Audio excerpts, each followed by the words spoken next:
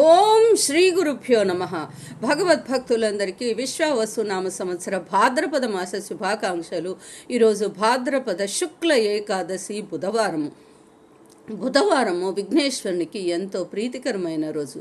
ఈరోజు విఘ్నేశ్వరుని గరికతోటి ఓం సుముఖస్య ఏకదంతస్య కపిలో గజకర్ణకః లంబోదరస్య వికటో విఘ్నరాజో గణాధిప ధూమకేతుర్గణాధ్యక్ష పాలచంద్రో గజానన వక్రతుండ శూర్పకర్ణ హేరంబ స్కందపూర్వజ అంటూ ఈ షోడశనామాలను ఎవరైతే చదువుతారో వింటారో వారందరికీ విఘ్నేశ్వరుని దివ్యానుగ్రహం కలుగుతుంది.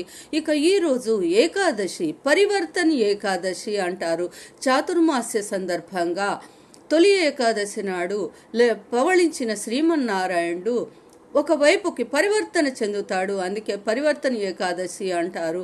శాంతాకారం భుజగశయనం పద్మనాభం సురేశం విశ్వాకారం గగన సదృశం మేఘవర్ణం శుభాంగం లక్ష్మీకాంతం కమలనయనం యోగి హృద్ధ్యానగమ్యం వందే విష్ణుం భవభయహరం సర్వలోకైకనాథం అంటూ శ్రీమన్నారాయణుని చందనము గంధముతోటి సువర్ణభరితమైన పుష్పాలతోటి ఇంకా స్వామివారికి ప్రీతికరమైన తులసి దళాలతో ఎవరైతే ఈరోజు పూజిస్తారో అర్చిస్తారో ఈ దివ్య శ్లోకరత్నాన్ని విన్నారో వారందరికీ సకల శుభాలు కలుగుతాయి.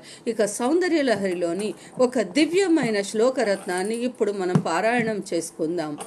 లలాటం లావణ్య జ్యుతి విమలమా భాతి తవయా ద్వితీయం తన్మన్యే మకుటఘటితం చంద్రశకలం విపర్యాసన్యాసాదుభయమపి భూయ చమిధా సుధాలేపస్యూతి పరిణమతిరాకా హిమకరః.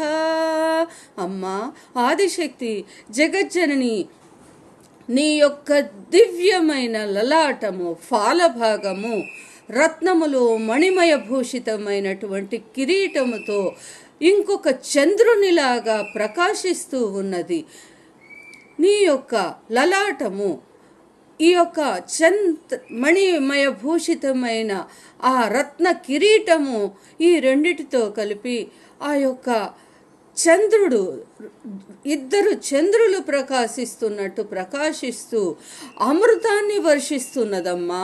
అమ్మా, నీ యొక్క లలాట భాగాన్ని ఎవరైతే ఈ రకంగా ధ్యానిస్తారో వారికి సకల శుభాలు కలుగుతాయి. ఇక బ్రహ్మాది దేవతలతో ఋషులతో కూడి అమ్మవారినిలా ధ్యానిద్దాం. అంబ పరమేశ్వరి అఖిలాండే